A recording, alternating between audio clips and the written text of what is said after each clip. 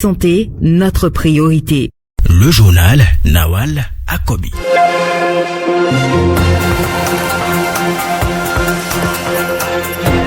Les de laine sont les plus fréquentes des hernies pariétales et représentent à peu près 79% des hernies au Bénin, une pathologie bénigne mais qui peut elle n'est pas prise en charge à temps. Le traitement de la hernie inguinale à suivre en milieu d'édition avec le professeur en chirurgie viscérale Ismaël Lawani. Salon national de l'artisanat du Bénin SNAB 2023, les maîtres artisans outillés sur les mécanismes de financement adaptés à l'artisanat. Imoro Sofianou, président de la Chambre des métiers de l'artisanat du Bénin, précise dans ce journal l'importance de ce panel. Hors du Bénin au Cameroun, le ministre de la Santé a reçu une donation de 5 kg de poudre de morphine par l'ACS pour soulager les douleurs des malades du cancer. Les précisions à suivre en fin d'édition. C'était le sommaire de l'info santé de ce mercredi 26 juillet 2023 sur votre web radio africaine en direct du studio Vincent Folly au Bénin. Le développement, c'est dans un instant. Mesdames et messieurs, bonjour. Ouvrons cette session d'information par cette brève sur la campagne de don de sang ce dimanche 30 juin prochain. Dans plusieurs localités de la commune d'Abomey-Calavi, la collecte de sang va se dérouler simultanément de 8h à 14h dans le village Aroegoudo, dans les églises catholiques de Kbaron et de Adjanado. C'est une initiative du Centre de santé à vocation humanitaire de Zinvier, S-Hôpital La Croix de Zinvier. Cette volonté des organisateurs s'inscrit dans la lutte contre la pénurie de sang souvent observée dans les hôpitaux et surtout dans les centres de santé des localités rurales en saison des pluies. Je vous l'annoncer en titre, la hernie inguinale est une pathologie bénigne. Elle se reconnaît par l'apparition d'un gonflement indolore qui siège au niveau de la région de l'aine dans la racine de la cuisse.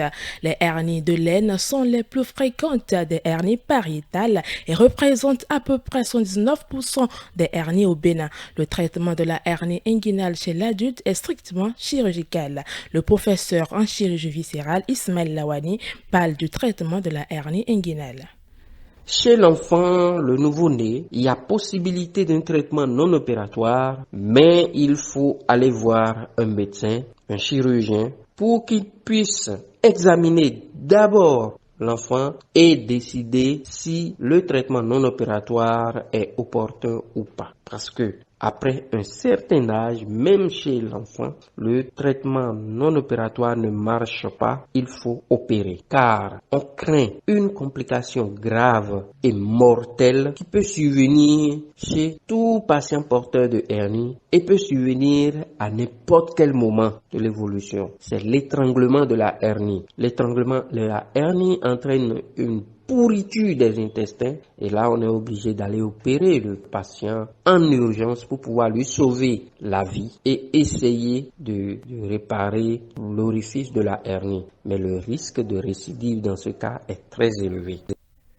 Le professeur n'a pas manqué de prodiguer quelques conseils pour mieux gérer la hernie inguinale en cas d'apparition. On l'écoute.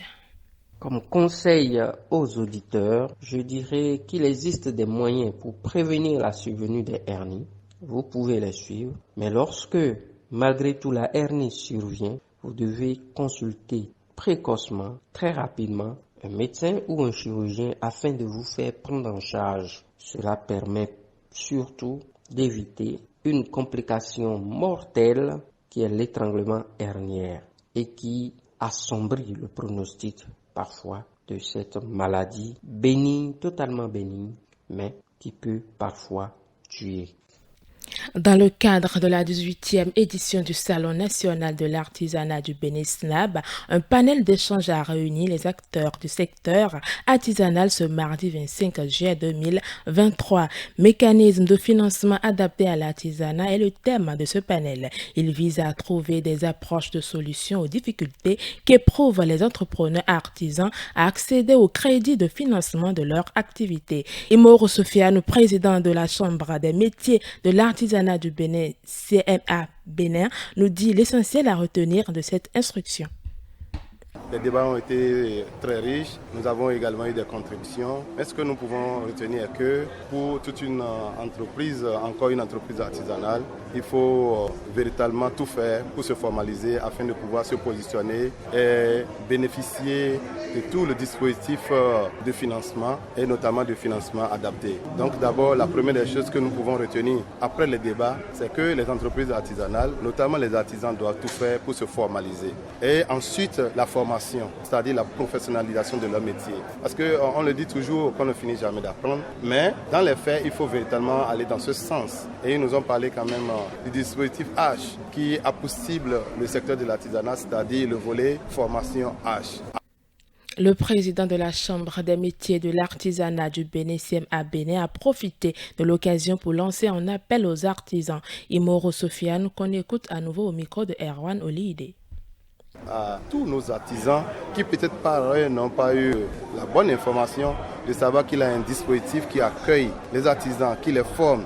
Et une fois qu'ils ont bénéficié de cette formation, c'est qu'ils sont positionnés en même temps pour bénéficier du crédit à l'AFIA que nous avons eu le DG ici qui a suffisamment parlé de ça, et aussi le crédit H formation qui part de 0 jusqu'à 2 millions de francs. Je pense que c'est déjà un grand pas que l'État est en train de faire déjà, mais il faut quand même tout faire pour se positionner afin de bénéficier. Parce qu'on ne donnera pas de crédit à tout le monde. On donnera à ceux-là qui ont pris conscience, à ceux-là qui se sont formalisés, à ceux-là qui ont accepté de renforcer leurs capacités. Parce qu'une fois est de bénéficier le crédit et de savoir qu'est-ce qu'il faut faire avec le crédit. C'est important, il ne faut pas prendre pour prendre. Vous prenez, travaillez pour rembourser, pour ne pas fermer la vanne à cause des autres qui attendent encore derrière. Un tour au Cameroun avant de refermer cette session d'information. Le vice-président de l'American Cancer Society, ACS, Dr Meg Briand, en visite de travail au Cameroun du 24 au 27 juillet 2023. Il a été reçu en audience le 24 juillet 2023 par le ministre de la Santé. Les échanges étaient axés sur la prise en charge des malades souffrant de cancer au Cameroun. Le ministre de la Santé, Dr Malachi Manaouda, reçoit une donation de 5 kg de poudre de morphine pour soulager les douleurs des malades du cancer. Il faut retenir que la morphine est l'un des médicaments les plus utilisés et les mieux connus pour le traitement de la douleur. Elle fait partie de la liste des médicaments connus comme essentiels par l'Organisation mondiale de la santé.